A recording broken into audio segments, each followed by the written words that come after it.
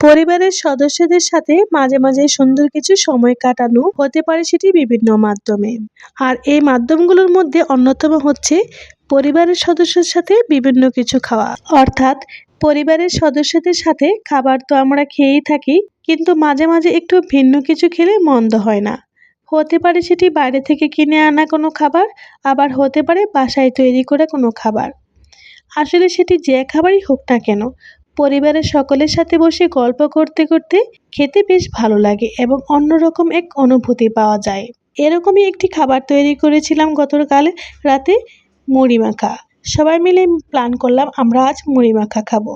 চলুন দেখা যাক মুড়ি মাখার সাথে আর কি কি আইটেম ছিল।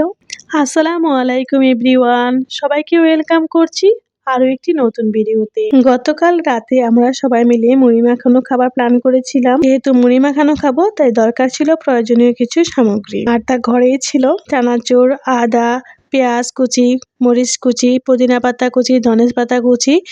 ভালোভাবে লবণ দিয়ে মিক্স করে নিয়েছি, সাথে সর্ষের তেল দিয়ে ভালোভাবে মুড়িগুলো অল্প অল্প ভাবে তেলের সাথে চানাচুরের সাথে মিক্স করে নিচ্ছি। স্কুল জীবনে স্মৃতি পাতায় যে খাবারটির গন্ধ আজও মিশে আছে তার নাম হচ্ছে ঝালমুড়ি। সাধারণ নাস্তা জাতীয় একটি খাবার হলো মাঝে মিশে আছে হাজারো সুন্দর মুহূর্ত, আবেগ, অনুভূতি ও ভালোবাসা।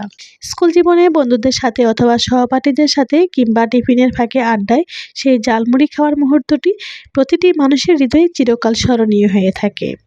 সময় পরিস্থিতির ভিড়ে যদিও মানুষ এখন উঁচু অবস্থানে অবস্থান করে থাকে, সেই সাথে উন্নত জীবনযাপন করে থাকে, কিংবা তারপরও প্রতিটি মানুষের মনে পড়ে থাকে সেই স্কুল জীবনের বন্ধুদের সাথে খাওয়া ঝালমুড়ির দিকে। ঝালমুড়িতে মিশে থাকে স্কুল জীবনের হাজারো স্মৃতি ও প্রিয় মানুষদের খুনসুটি। আমাদের প্রত্যেকের স্কুল জীবনের স্মৃতিতে, ছোটবেলার স্মৃতিতে এই খাবারটি মিশে আছে। মুড়ি মাখার সাথে চা তৈরি করেছিলাম, তারপর আমরা ড্রাগন ফ্রুটও খেয়েছি। কথা বলতে বলতে ভিডিও শেষ প্রান্তে এসে গিয়েছি। ভিডিওটি কার কাছে কেমন লেগেছে জানাতে বলবেন না। ভিডিওটির কোনো একটি অংশ যদি ভালো লেগে থাকে, ভিডিওটি দেখে আপনার ছোটবেলার কোনো শৈশবের কথা মনে পড়ে গেলে ভিডিওতে সুন্দর একটি গঠনমূলক কমেন্ট করে আমাকে উৎসাহ দিয়ে যাবেন। ভিডিওটি আরও বেশি ভালো লেগে গেলে চাইলে আপনি আপনার টাইমলাইনে রেখে দিতে পারেন। আজ এ পর্যন্তই, আল্লাহ হাফেজ।